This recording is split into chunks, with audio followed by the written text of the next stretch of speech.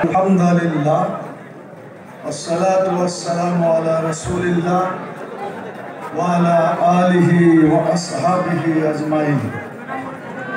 বাংলাদেশ জামাত ইসলামী ঝালকাঠি জেলার আজকের এই ঐতিহাসিক কর্মী সম্মেলনের সংগ্রামী সভাপতি,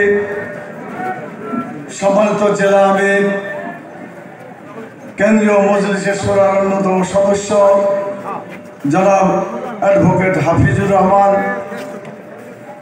মঞ্চে উপস্থিত আছেন বাংলাদেশ জামাত ইসলামীর কেন্দ্রীয় নির্বাহী পরিষদ সদস্য, অন্যতম সহকারী সেক্রেটারি জেনারেল, আপনাদের এই এলাকার কৃতি সন্তান জনাব অ্যাডভোকেট মুয়াজ্জেম হোসেন হেলাল, মঞ্চে উপবিষ্ট জামাত ইসলামীর কেন্দ্রীয় কর্ম পরিষদ, কেন্দ্রীয় মজলিসের শূরা এবং জেলা আমির সহ জাতীয় পর্যায়ের এবং স্থানীয় পর্যায়ের নেতৃবৃন্দ, সম্মানিত সাংবাদিক বন্ধুগণ, আজকে যারা এই সম্মেলনে উপস্থিত হয়েছেন, বিভিন্ন রাস্তার ধারে দাঁড়িয়ে আছেন, উপস্থিত অনুপস্থিত সেই সমস্ত ভাই এবং বোনেরা, আসসালামু আলাইকুম ওয়া রাহমাতুল্লাহি ওয়া বারাকাতুহু। আপনারা সবাই ভালো আছেন? আলহামদুলিল্লাহ ভালো আছি বলেই আমরা সকলে এখানে আসতে পেরেছি। অতএব সেই আল্লাহর শুকরিয়া আদায় করতে হবে। আলহামদুলিল্লাহ, একটু জোরে আলহামদুলিল্লাহ বলতে হবে। আলহামদুলিল্লাহ, আলহামদুলিল্লাহ রাব্বিল আলামিন। আমরা একটু দোয়া করব, সেই দোয়ার জন্য হাদিস বলছে দরুদ শরীফ পড়লে সেই দোয়া আল্লাহর কাছে পৌঁছে যায়। অতএব দরুদ পড়েন সবাই। আল্লাহুম্মা সাল্লি আলা মুহাম্মদ ওয়া আলা আলি মুহাম্মদ কামা সাল্লাইতা আলা ইব্রাহিম ওয়া আলা আলি ইব্রাহিম ইন্নাকা হামিদুম মাজিদ। শহীদ নাদিম সহ শহীদ হৃদয় আজকে এই মঞ্চে উপবিষ্ট আছেন, শহীদের পিতা সহ অনেক আত্মীয় স্বজন। আমরা প্রথমে আল্লাহর কাছে দোয়া করি, আল্লাহ যারা শহীদ হয়েছে তাদের শাহাদাতকে তুমি কবুল করো, এবং যারা আহত হয়ে হাসপাতালে আছে আল্লাহ তাআলা তুমি তাদেরকে দ্রুত সুস্থ করে দ্বিতীয় স্বাধীনতার পরে আর একটা স্বাধীনতার জন্য সংগ্রাম করার, প্রস্তুতি গ্রহণ করার তৌফিক তুমি দান করো।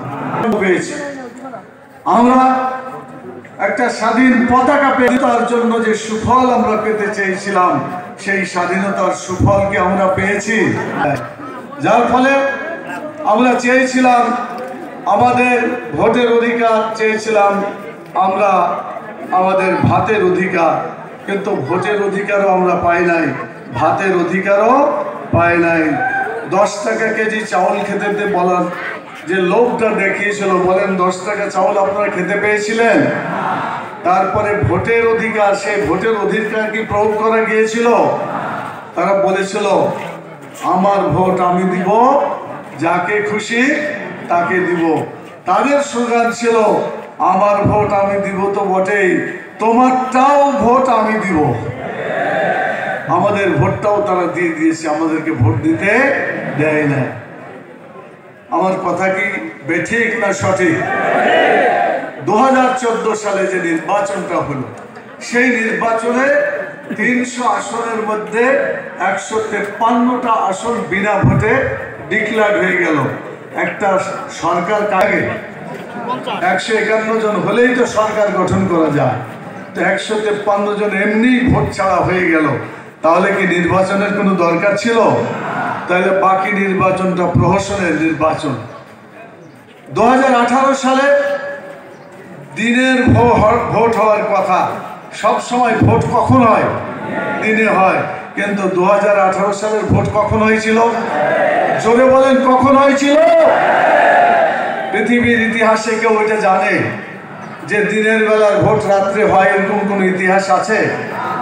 বাংলাদেশে বাইরের কূটনীতিক তারা মন্তব্য করেছিল আমাদের জীবনে কোনোদিন শুনি নাই নির্বাচনের দিনের ভোট রাতে করা শেষ করে যায়, এটা কোনোদিন আমরা শুনি নাই, বাংলাদেশে শুনেছি। 2024 সালে ভোট এত খারাপ অবস্থায় গেল, মানে গণতন্ত্রকে হত্যা করলো। বাকশাল কায়েম করে গণতন্ত্র হত্যা করেছিল, মনে আছে আপনাদের? সব দল নিষিদ্ধ করে একটা দল, তার নাম হলো বাকশাল। সকল পত্র পত্রিকা সোশ্যাল মিডিয়া বন্ধ করে দিয়ে সরকারের দালাল কয়েকটি পত্রিকা রেখে তারা সেদিনকে গণতন্ত্রকে হত্যা করেছিল। আর 2024 সালে যে নির্বাচন হলো, দেখা গেল যে সেখানে লোক আর ভোট দিতেই যায় না। ভোটের অবস্থা এমন হলো, ভোট দিতে আর কেউ রুচি থাকলো না। আপনারা কি ভোট দিতে গিয়েছিলেন 2024-এ? যারা যান নাই তারা একটু হাত উঠান তো, যে আমরা যাই নাই। আপনারা তাকিয়ে দেখেন, সাংবাদিক ভাইরা খালি ভিডিও ধরেন, দেশের লোকেরা যে ভোট দেয় না হাতগুলা দেখেন, এরা ভোট কেন্দ্রে যায় নাই, বরং ভোটে তো যায় নাই। সরকার বাধ্য হয়ে তারা নির্বাচন করলো এবং সেই নির্বাচনটাকে তারা ডামি নির্বাচন বললো। কি নির্বাচন বললো? ডামি। ডামি কাকে বলে জানেন? ডামি হলো যে কেউ ভোটে দাঁড়াইলো না, তো কেউ যদি ভোটে না দাঁড়ায় তাহলে তারা নিজেদের দলে নিজেরাই একদল পক্ষে একদল বিপক্ষে, সরকারি দল বিরোধী দল নিজেরাই সেজে একটা নাটক তারা মঞ্চস্থ করলো। এটাকেই বলা যায় যে তারা দামি নির্বাচন করে গণতন্ত্রকে একেবারে হত্যা করল, দাফন করে দিল। মানুষ ভোট কেন্দ্রে গেল না। অনেকে যারা ছোটখাটো ছেলে বা অন্যরা গেছে, দু একটা মহিলা পুরুষ ভোট কেন্দ্রে যাওয়ার সময় বলছে যে চাচা ভোট হয়ে গেছে, বাড়ি যান, ভোট দেওয়া লাগবে না।